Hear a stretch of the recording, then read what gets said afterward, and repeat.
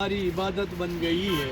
मुश्किलों से हर रोज़ मुकाबला करते हैं क्योंकि मुश्किलें ही अब हमारी ताकत हैं। सामाजिक सुरक्षा फेडरेशन द्वारा आयोजित इस पदयात्रा और इस यात्रा के शुभारंभ करने के शुभ अवसर पर मोहनलाल जी सुगाड़िया जो आधुनिक राजस्थान के निर्माता है, उनके चरणों में आज हमने पुष्पांजलि करके इस कार्यक्रम का शुभारंभ कर रहे हैं। और ये यात्रा यहाँ से प्रारंभ होकर गुजरात होती हुई दिल्ली पहुँचेगी। पूरी सामाजिक सुरक्षा जो एक भारत के जनता जो मेहनतकश लोगों के लिए बहुत बड़ा एक मुद्दा है, और उसमें अभी पुनीत गौतम साहब ने, निर्मल जी ने अपने विचार व्यक्त किए, सौरभ जी ने रखे। मैं तो यही कहना चाहता हूँ कि अभी पिछले सप्ताह में 2 आयोजन में गया था, उसका जिक्र करना चाहूँगा। एक तो इंटरनेशनल कॉन्फ्रेंस हुई थी नेशनल लॉ यूनिवर्सिटी जोधपुर में, जहाँ पर भारत और विदेशों से प्रतिनिधि आए थे और भारत सरकार के लेबर कोड पर चर्चा हुई।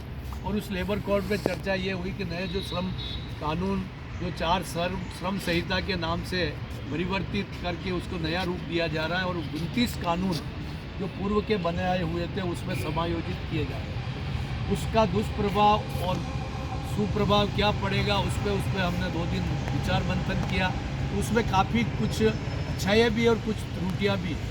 तो उस पर हमने प्रतिवेदन दिया कि उसमें सुधारात्मक हो वो तो ठीक है, लेकिन मजदूरों के हितों का अधिकार ही छीन लिया जाए।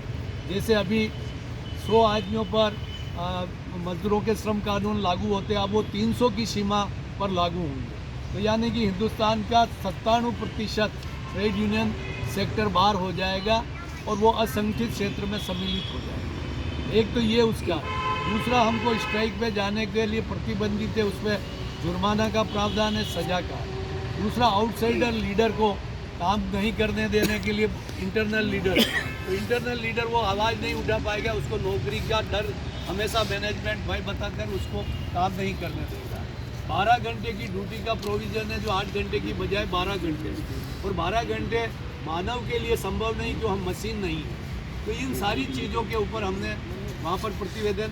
और दूसरा, मैं जयपुर में परसों था, सामाजिक सुरक्षा जो राजस्थान की सरकार दे रही थी, राजस्थान रोडवेज हो, हाउसिंग बोर्ड हो, राजस्थान पर्यटन विकास निगम हो, डेयरी फेडरेशन हो, और उदयपुर का RSMM हो, इनमें निगमों और बोर्डों में OPS ख़त्म करने का 9 अक्टूबर को इस सरकार ने, राजस्थान सरकार ने ऑर्डर निकाल दिया, जिस पर हमने शहीद स्मारक पे धरना दिया।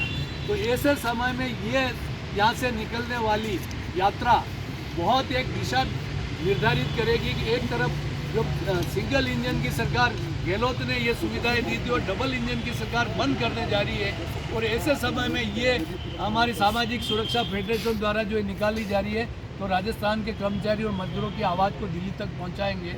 आप सभी यहाँ आए। हम एक बात कहना चाहते हैं कि जितना पूंजी को महत्व दिया जाता है इस देश में, उतना परिश्रम को नहीं दिया जा रहा, जबकि पूंजी और परिश्रम बराबर है।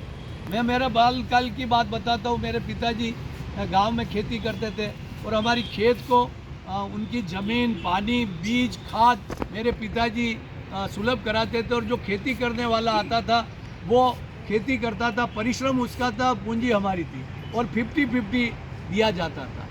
आज हमको 5%, 7% सालाना इंक्रीमेंट दिया जाता है, और उसके आधार पर उस पूंजीवाद के प्रभाव में मजदूरों का शोषण किया जा रहा है। ऐसे समय में ये जो यात्रा राजस्थान के मोहनलाल सुगाड़िया जो आधुनिक निर्माता, जिन्होंने राजस्थान की सत्ता को संभालकर PWD, PHD, RSEB और रोडवेज जैसों का गठन करके राजस्थान की जनता को जो सुविधाएं दी, और वहाँ पर सामाजिक सुरक्षा से उनको जोड़ के कर्मचारियों का जीवन स्तर ऊपर उठाया, उनसे आगे चलकर गहलोत जी ने किया।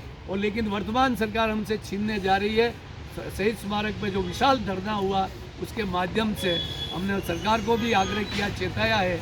और वैसे केंद्र सरकार की जो एक जो ई-श्रम कार्ड है, ये थोड़ा बहुत फ़ायदे में, कि उसका एक्सीडेंट हो जाता है, दुर्घटना हो जाती है, तो 2 लाख रुपया मिलता है। ये एक सुविधा है, लेकिन उसको फैमिली पेंशन, उसके बच्चों का इलाज के लिए सुविधा ये नहीं मिल पा रही। तो हम इसमें सुधार की बात केंद्र सरकार के समक्ष रखते हैं। आपने मुझे बुलाकर आमंत्रित किया, और विशेष करके जो हमारे भारत के भविष्य नई पीढ़ी जो विधि छात्रा है, और जज साहब ने उनको ये आमंत्रित करके जो ये अभी आपने एक पैम्पलेट के माध्यम से इतने विवाद आप एक छोटी सी एप्लीकेशन से आप आग्रह करेंगे तो न्याय आपके दरवाजे तक पहुंचेगा और सुलभ होगा।